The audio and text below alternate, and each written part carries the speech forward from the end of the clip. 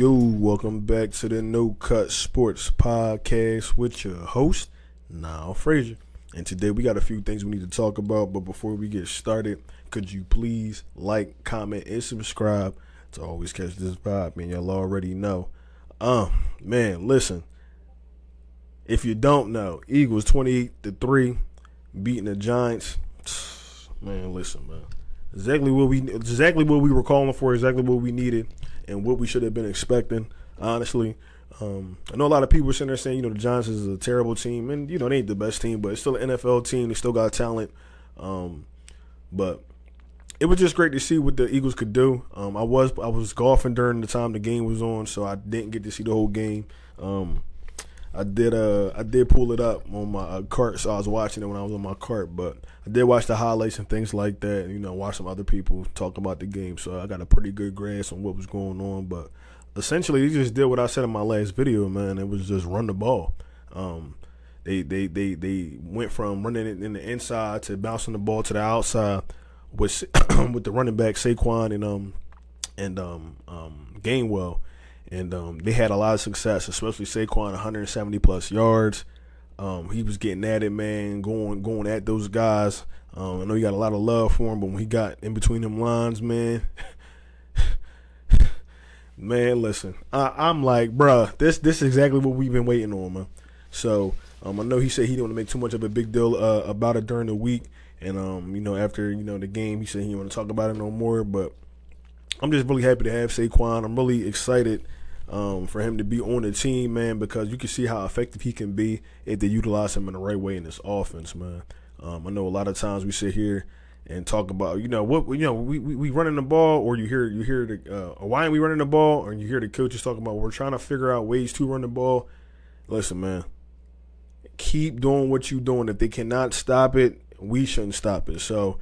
And like I said, get other guys involved too, man. Kenneth Gainwell, we always go at him too, but he did a very good job this past week as well. But like Will Shipley, he got in, I think, later on, like the last quarter, whatever the case may be. But just getting those guys involved, man, because as the season goes on, you want them guys to be ready and things like that. So yeah, man, it was just great to see. Still couldn't score in the first quarter again. I'm thinking that, and don't get me wrong, Giants do got a good defense, but I didn't think we were going to, I ain't going to say struggle, but I didn't think it was going to be another game like this where we couldn't score in the first quarter, man. Just like with this talent on the team. Now, everybody being together for a second week, you would think that, we could go out here and be able to do something, but we still can't get none clucking. So, I don't know, man. Maybe trying to run that ball a little bit more first quarter. But second quarter, he went out there, scored twice, and then ended up scoring a couple other times in the second half. But defense, man, showed up. And I said in my last video, I said, man, Vic Fangio is like when we have the press conferences, and it's hard for me to listen to Nick Sirianni, no disrespect, but it'd be hard for me to listen to Nick Sirianni in some of his press conferences because I feel like a lot of times we was just, he was sitting there saying one thing and we wouldn't see it. But most of the times when we hear what Vic Fangio was saying, we would see some type of adjustment the following week. So these last 2 weeks, the defense has held two teams scoreless, man. At least touchdown wise, and that's great. That's great. That's a great boost of confidence if you ask me. Younger team, younger players on the defense, essentially just showing up and getting the results that they're looking for. So. With that being said, man, shout out to Vic Fangio. Like I said, I know I go at the scheme, but I gotta give props where props is due, man. Vic is adapting, he's adjusting the scheme. Cause like Tampa Bay was picking us apart underneath, man. It was just like, bro, push up. So they're starting to play a little bit closer to the line. The simulated pressure was even getting me. I'm like, man, he blitzing a lot, bro. He blitzing like. And next thing you know, they snap the ball. And then you see the two guys fall back, and then they rush the four. So, but man, listen, like Nakobe Dean blitzing, getting downhill, I can kind of see why, Devin White's not here anymore. And if I'm not mistaken, I think Devin White got signed to the Texans. I think I seen somebody report that. So, don't quote me on that, but I do think he went to the Texans. So somebody picked him up. So let's see how he do there, man. I will be following that. But yeah, man, I can see why Nakobe Dean, they could have been right saying that he probably beat him out because essentially Devin White and them him play the same type of play style. You know, they both are good blitzing, but not the best in coverage. So they can keep utilizing Nakobe Dean like that, and he keep getting to the quarterback. The front four getting there, man. But one thing I did want to talk about was Davis. Snaps kind of dwindled down, man. I don't know exactly what's going on there, but you got to give it to the guys that have been playing really well. Moro Jomo, Milton Williams, my boy Jalen Carter. You know, all those guys, man. Booker, whoever they putting out there, man. All those guys have been playing well. So shout out to Clint Hurt getting them guys ready week in and week out. Especially these last 2 weeks, man. They've been coming along because, like I said before, young team, man, young guys. So, like I said, Clint Hurt could have been a DC somewhere else, and he's your line coach. So that's probably one of the best things that we really have this year when it comes to that coaching. Man, we got a lot of coaches that could be, you know, be coordinators or coaches somewhere else, and you know, they're assistant coaches here. So give it up to them guys, man. Having these guys prepared, especially on that defense, man. Cooper DeJean coming in, being an instant boost to the defense, man. Like we were saying these last couple of weeks with Maddox playing, and you gotta understand too. Like, no disrespect, but Maddox wasn't even on the team at one point during this offseason, so we kind of had to wonder, like, you know, how good was he going to be when he was going to play, and you know, certain situations you just see him getting lost in transition. So. With Cooper DeJean coming in and having the instincts that he does have, being able to play and be utilized on the special teams as well and be effective there, you can't deny that man got some talent. The young man is special. He has talent. They work so well together, man. I was watching some of the all 22 clips, and just the motion and movement and like how they're playing, man. It's like it's starting to come together, man. A lot of those guys got that dog in them. Quinyon, another guy, had neighbors on the island. Neighbors talked about, you know, him being open, whatever the case may be, man. My thing is, if you was open, you would have caught them passes or they would threw it to you. So it is what it is, man. Shout out to Quinyon, but I do need my man to get on that jug machine because he should have 5 to 6 picks, interceptions at this point, man. He should be in a running for Defensive Player of the Year at this point. He still is, don't get me wrong, but at the same time, Defensive Rookie of the Year, excuse me. But Defensive Rookie of the Year, yeah, because he should have 6 picks by now, man. 1 each game. It's like right in his hands, he drops it. So I know that was one of his primes coming out of college, but it's a learned skill, man.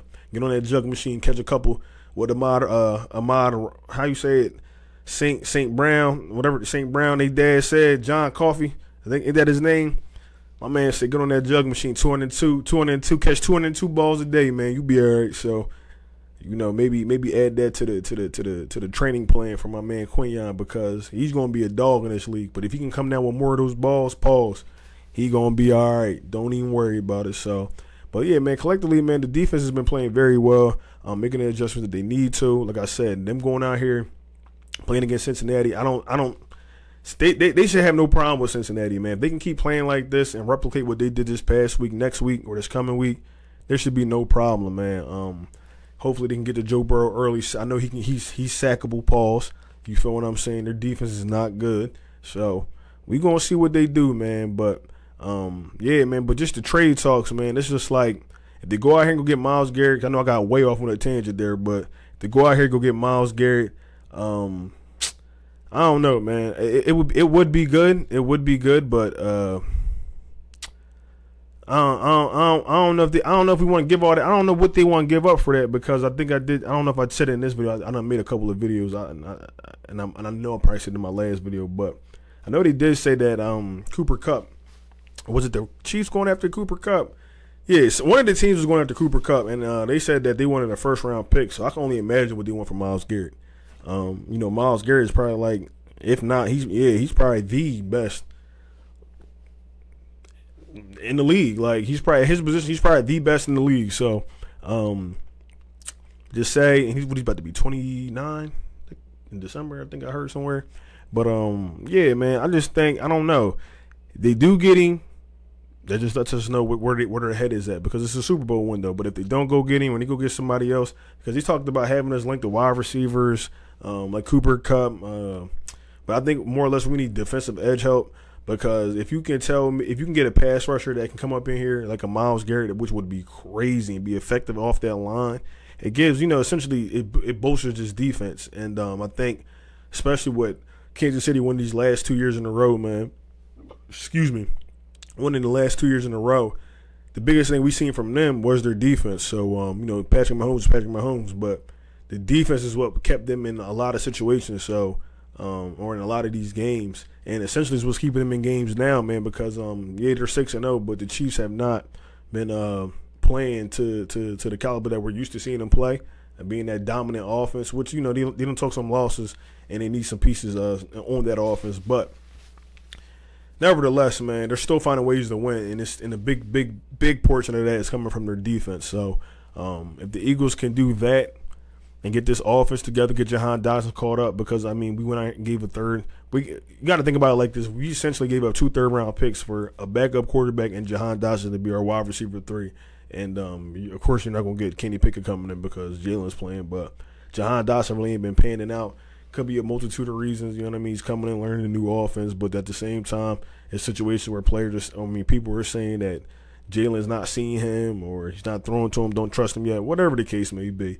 If he can come along and be somewhat of a threat, I think the offense should be just fine. I know Paris Campbell got released, and I don't know if that's because of Nye Smith's supposed to be coming back into the fold, or they're looking to go get somebody during this before the trade deadline. So I'm for sure Howie will make a move if they, if the coaches or somebody comes to them where they feel like they need to make a move somewhere. But if you're asking me, it needs to be on that defense, and I'm not worried about a Budda Baker. If you want to go get Budda Baker for something cheap, then that's something cool if you can get him too. But Myles Garrett should be the main target. A pass rusher should be the main target for this defense, because it'll bolster the defense to the point where now you kind of know, like, our defense is good. And then your offense would be even good too, because all your main guys are locked up, offensive line and your wide receivers, a quarterback. So you good there. You feel what I'm saying? So you should be able to play this year out, get to the playoffs, and hopefully to at least the NFC Championship game, and then essentially a Super Bowl. So I know a lot of teams are probably going to be in the fold for that. I know the Jets recently, I don't know if they signed a contract yet with Hassan Reddick, but Hassan Reddick's previous agents let him go, right? Drew Rosenhaus picks him up, and I think maybe a day or two later he's back in the Jets facility and they're discussing money. So I don't know, man. I know he's not going to be playing for another team, I don't think, because I think he's going to be, in a Jets uniform. But there was some talks about, the Detroit Lions as well, looking for a pass rusher because they lost their guy this past week. So if it's some which way informed how he even can block the trade, like, you know what I'm saying, to the point where I think they blocked the trade last year with the 49ers, was it? I think they did. I forget what player it was, but they ended up like intervening with the trade, whatever the case may be. I don't think the trade ended up going through anyway for either team, but yeah, because the Lions are looking like a team that we might see in the NFC Championship game. Looking to be one of the best NFC teams that that's playing right now. So, and I said it before, man, that's a sleeper team. They're not even a sleeper team no more. They're a team to be reckoned with, man. They got 2 running backs, Montgomery, Gibbs, that can give it to you any which way they need to. Wide receivers are good. Jared Goff's playing out of his mind right now. So, it's and then Ben Johnson's making them play calls, and that defense is playing well. So, let's not act like we the best team in the league. Like, we got positions on our team that we need to bolster up. So that defense, that is the biggest thing. I know Bryce Huff is starting to come along. Nolan's coming along. We had the 8 sacks this past week. But if you go get a Myles Garrett or maybe a Max Crosby if they can, I think I did hear somewhere that he wasn't even available. But you never know, man. But we got players. We got players to give up. Bradbury hasn't really played, man, so maybe they look to move him. I don't think Darius Slay, I know that was like a rumor, but I don't think Darius Slay gets moved. But there are some players that they can move on this team. So, if we got to go do what we got to go do, give up a first-round pick and then maybe Bradbury, whatever the case may be, or I don't know who else they want to give up, but make it happen, man, because we're in the Super Bowl window, man. I honestly think, this team, we're not there yet, especially, with this offense still trying to get – because if we can't score in the first quarter, man, it's going to be no way we win a Super Bowl. I'm sorry. You got to score in the first quarter. So I don't know exactly what's going on with the scripted plays, whatever the case may be, but we got to figure something out. figure something out fast and soon too, because I don't want to go into the Cincinnati game, and it's already looking like we're not going to score in the first quarter. But I don't want them to get up on us, in the first quarter, and then it's going to be playing from behind the rest of the game, and it's going to be one of them close games. I do not want that. Do not want that. So hopefully they can figure something out how to get the ball rolling faster in the first quarter, and we can get ahead of these guys and keep pressing on, man. Keep pressing on. So I want to make sure I'm not forgetting anything too. But yeah, man. Overall, man, we're going in the right direction. I know if you follow me on X, I got a little crazy during the Tampa Bay game, man, because I was fed up, not going to lie, but I want to apologize. Shout out to my guys on the Philadelphia Eagles. Get crazy on that. That's why I don't go live for these games, but I'm just happy to see that they're really taking it serious, man. It seems to be that they had great conversations, which they did speak about in some press conferences during the bye week. Seems like players and coaches are starting to get on the same page with some things, but the biggest thing I will say, man, is getting that first quarter offense together, because I think they rank last in the league in offense for the first quarter and second in the league for all other quarters. So if they can get it together, man, this team itself collectively would be a force to be reckoned with, man.